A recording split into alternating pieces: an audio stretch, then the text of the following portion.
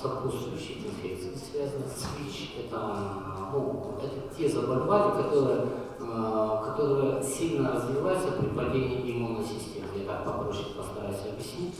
Государство обязано лечить эти инфекции за свой счет. И вот сейчас у нас стала проблема.